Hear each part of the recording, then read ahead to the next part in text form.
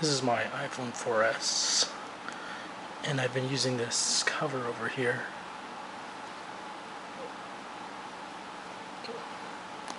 I usually just put this in my pocket, but recently I noticed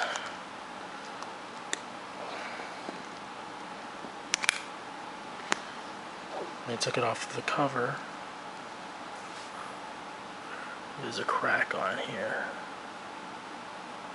Not sure how I got the crack, because all I do is I keep it in my pocket and I haven't dropped the phone, so a little disappointed how easily the back can crack. Not sure if this happens to anyone else, but